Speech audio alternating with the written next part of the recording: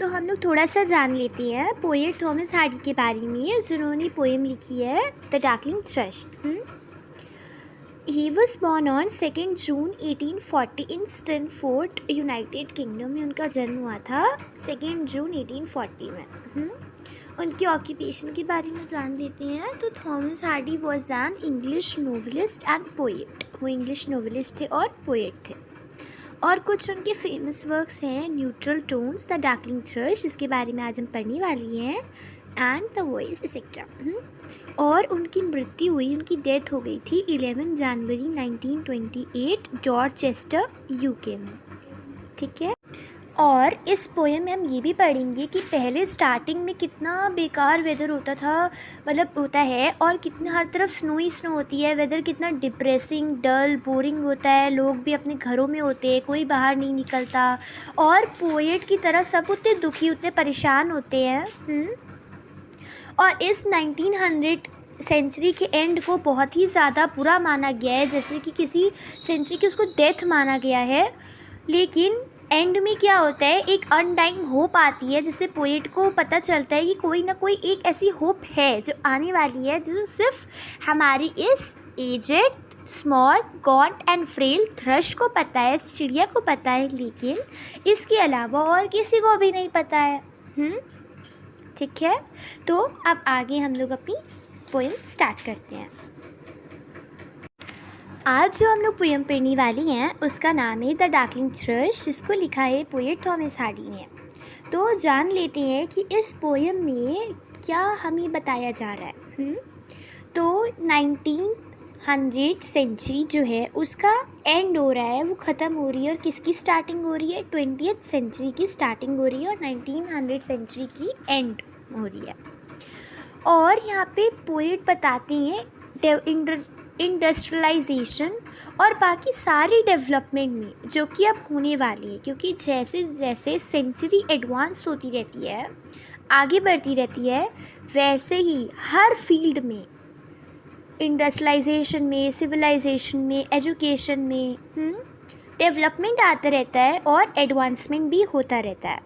तो इस पोएम में हमें ये बताते हैं कि किस तरह से एक ह्यूमन नेचर होता है ना, वो थोड़ा सा लेस एडेप्टिव होता है। तो लोगों को थोड़ा टाइम लग जाता है किसी भी चेंज को अडॉप्ट करने में, कह सकते हैं, किसी भी चेंज को स्वीकार करने में। ठीक है। तो जो हमारे पोएट होते हैं वो यहाँ पे वो इतने ज़्यादा चेंजेस एक्सेप्ट नहीं कर पाते। उनको लगता है कि अब लोगों में रिलीजियस फेथ नहीं रहा, लोग मतलबी हो गए हैं, और अपनी फैमिली और अपने लोगों को अब समय भी नहीं देते, और अब लोगों में मॉरल्स नहीं रहे। तो इस पोएम की जो स्टार्टिंग होती है वो बताते हैं कि कितनी ज़्यादा डेसोलेट वेदर होता है, कितना घोस्टी वेदर होता है। और जैसे कि आप इस पिक में देख सकते हो, यहाँ पे हमारी पोएट हमें बताते हैं कि ऐसा वेदर होता है, हर जगह स्नो ही स्नो होती है। ये देखो यहाँ पे स्नो है ना, इस तरह से।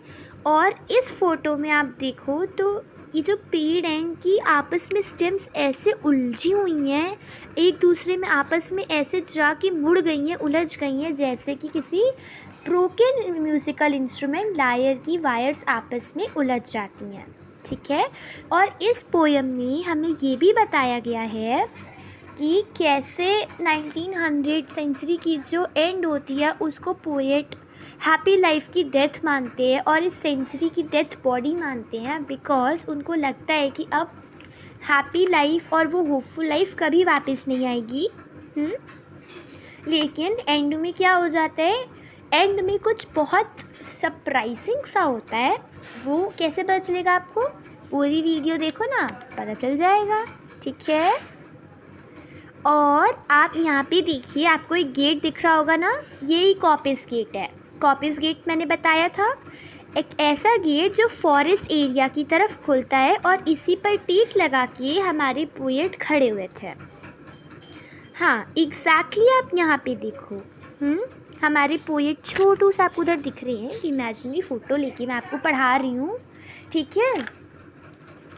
और इसी के साथ मैं आपको ये बताना चाहती हूँ इस फ़ोटो के साथ कि कैसे हमारे जो पोएट है वो कॉपिस गेट पे टेक लगा के खड़े थे, और यहीं पे हमारी पोएम स्टार्ट होती है इसी के साथ। अब आप आगे देखो। आज हम लोग पोएम पढ़ने वाली है, उसका नाम है द डार्कलिंग थ्रश, जिसको लिखा है पोएट थॉमस हार्डी ने। तो चलिए हम लोग स्टार्ट करते हैं इसका stanza wise explanation. I leaned upon a coppice gate when frost was specked grey। अब यहाँ पे जो हमारी पोएट है वो कहाँ पे टेक लगा के खड़े हुए हैं? कॉपिस गेट पे टेक लगा के खड़े हुए हैं। और कॉपिस गेट क्या होते हैं? कॉपिस गेट वो गेट होता है जो जंगल की तरफ खुलता है। When frost was specked grey। अब यहाँ पे ये बता रही है कि विंटर्स का वेदर है, विंटर सीज़न है, क्योंकि दिसंबर का महीना है और क्या हो रहा है, 19th सेंचुरी का एंड हो रहा है। वो फ्रोस्ट was specked grey का मतलब है कि जो स्नो है, स्नोफॉल हुई है, दिसंबर का महीना है, वो कैसी हो गई? डार्क ग्रे कलर की हो गई है। हाँ, इसे दिखा रहे हैं कि जो एनवायरनमेंट है वो कितना घोस्टी हो गया, कितना डिप्रेसिंग हो गया। And winter's treks meet desolate the weakening eye of day। अब यहाँ पे ये बता रही हैं कि जो विंटर्स ट्रेक्स का मतलब होता है लेफ़्ट ओवर, और जो विंटर्स का जो लेफ़्ट ओवर है, यानी कि जो कुछ स्नोफॉल हुई थी तो जो उसकी कुछ बची कुछ बर्फ़ है और जो ओस है वो कैसी होगी? डेसोलेट, मतलब एनवायरनमेंट को कितना ग्लूमी और डल सा वो बना रही है और कितना डिप्रेसिंग, मतलब यहाँ पे पोएट दिखा रही हैं कि जो वेदर है वो कितना डिप्रेसिंग है और कितना ग्लूमी सा है, कितना सैड है कि कितना सैड वेदर है, कोई भी खुश नहीं है और एकदम डल और घोस्टी सा एनवायरनमेंट है। आगे बढ़ते हैं। The tangled pine stems Scott the sky like strings of broken lights. अब लायर क्या होता है? लायर एक म्यूज़िकल इंस्ट्रूमेंट होता है। यहाँ पे बता रहे हैं कि जब लायर टूट जाता है, वो म्यूज़िकल इंस्ट्रूमेंट जब वो टूट जाता है तो उसकी जो वायर्स होती हैं वो आपस में जैसे उलझ जाती हैं, वैसे ही इस समय सारे पेड़ों की जो स्टेम्स हैं वो आपस में उसी तरह से उलझ गई हैं। ठीक है, तो यहाँ पे पेड़ों की उलझी हुई स्टेम्स को कंपेयर किया गया है ब्रोकन इंस्ट्रूमेंट लायर की वायर से। जब वो टूट जाता है तो उसकी वायर्स भी वैसे उलझ जाती हैं। And all mankind that haunted Nai had sought their household fires। नाई का मतलब होता है नियर, और यहाँ से हमारे पोएट हमें ये बता रहे हैं कि आसपास उनको बाहर कोई भी इंसान नज़र नहीं आ रहा है, सब लोग अपने घरों में है, कोई भी बाहर नहीं है, जो एनवायरनमेंट है वो बहुत डल एंड बोरिंग सा है। Had sought their household fires, मतलब जितने भी लोग हैं वो अपने घरों में आग जला के बैठे हुए हैं, आग ताप रहे हैं, आग सेक रहे हैं, और बाहर कोई भी नहीं आ रहा है और एनवायरनमेंट कैसा हो गया? बहुत घोस्टी सा और डल एंड इग्नोरिंग हो गया है। आगे बढ़ते हैं।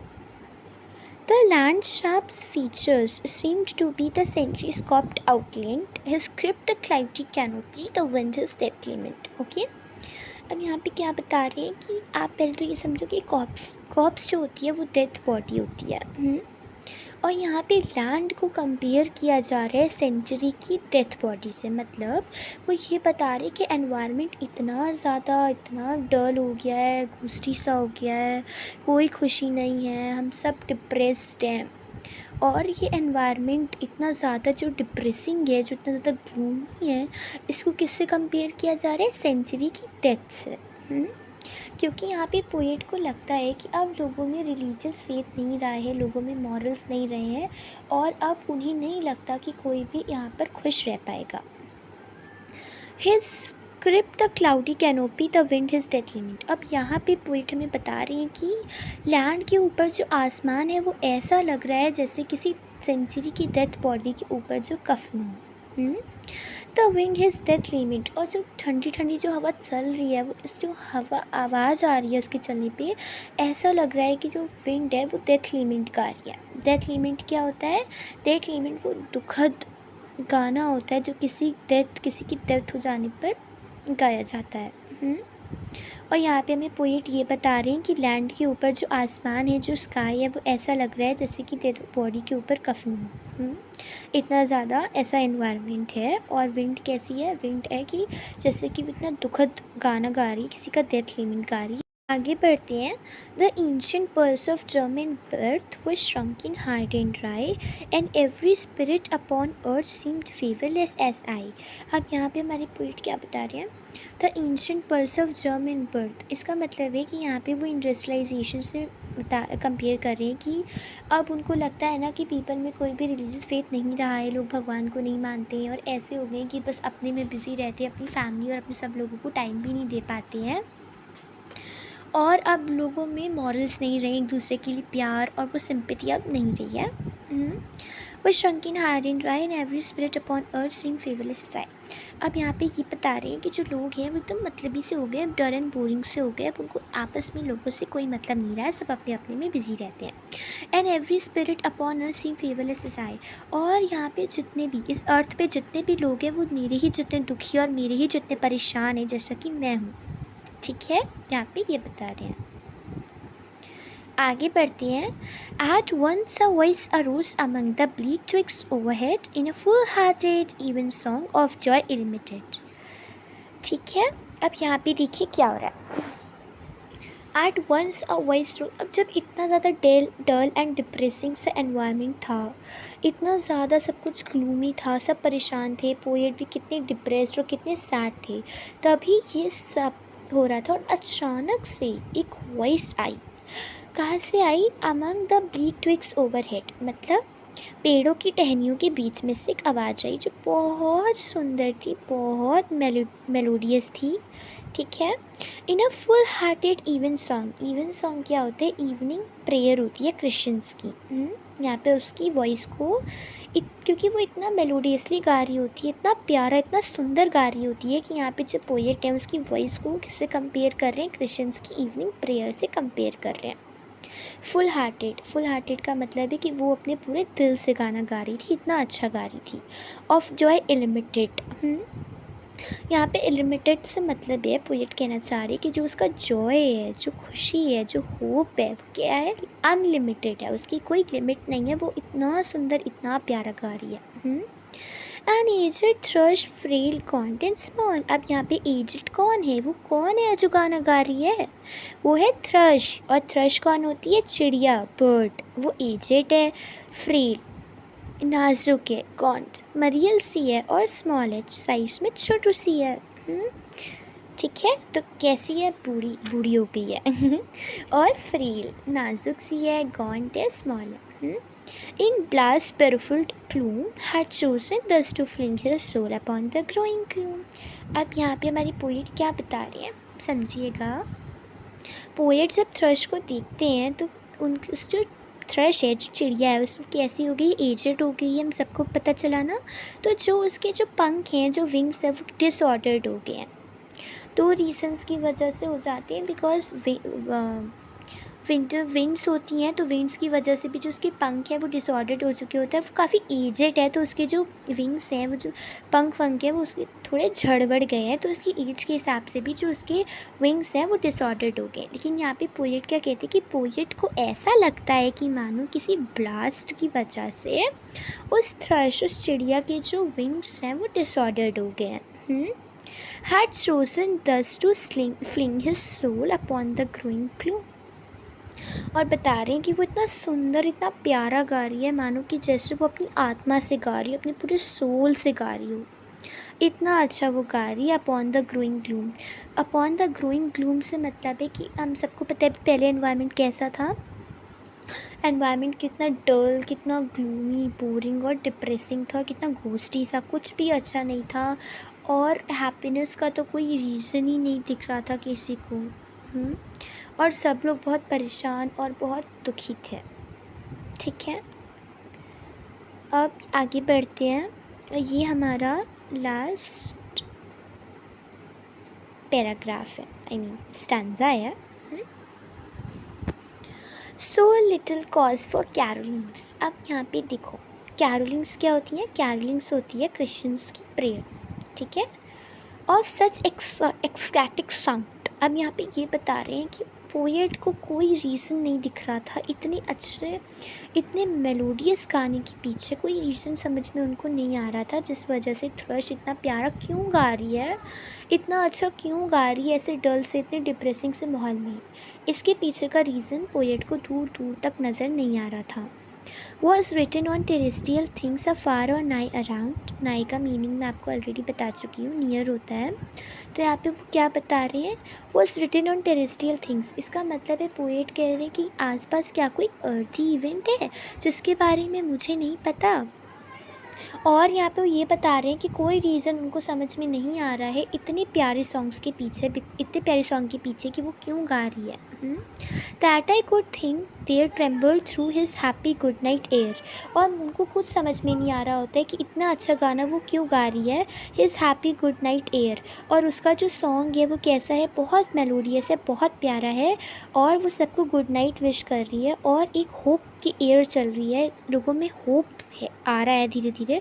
सम blessed hope whereof he knew and I was unaware.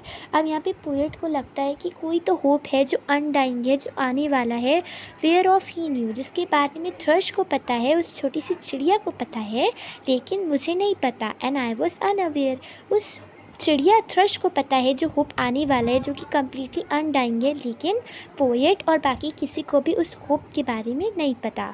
तो यहाँ पे पोएट कह रहे हैं कि शायद कुछ अच्छा होने वाला हो, न्यू लाइफ, उनकी हैप्पी लाइफ, कुछ अच्छा आने वाला हो, हैप्पी लाइफ स्टार्ट होने वाली हो, और क्या होने वाला हो, और एक ऐसा होप आने वाला हो, लोगों में रिलीजियस फेथ अभी भी कहीं ना कहीं बाकी है, कहीं ना कहीं लोगों में मॉरल्स बाकी हों, और उन सब की लाइफ इतनी डल डिप्रेशन मूड से हैप्पी मूड में आ रही हो। ठीक है, तो ऐसे कोई होप है जो कम्प्लीटली हिडन है, किसी को नहीं पता उसके बारे में, लेकिन थ्रश इतना प्यारा, इतना मेलोडियसली गा रही होती है कि पोएट को ऐसा लगता है कि मानो कि कोई एक ऐसा अनडाइंग होप है जो छुपा हुआ है इन सब लोगों से, लेकिन जल्दी से आने वाला है। ठीक है, इसी के साथ हो जाती है यहाँ पे हमारी पोएम ख़त्म। टाटा।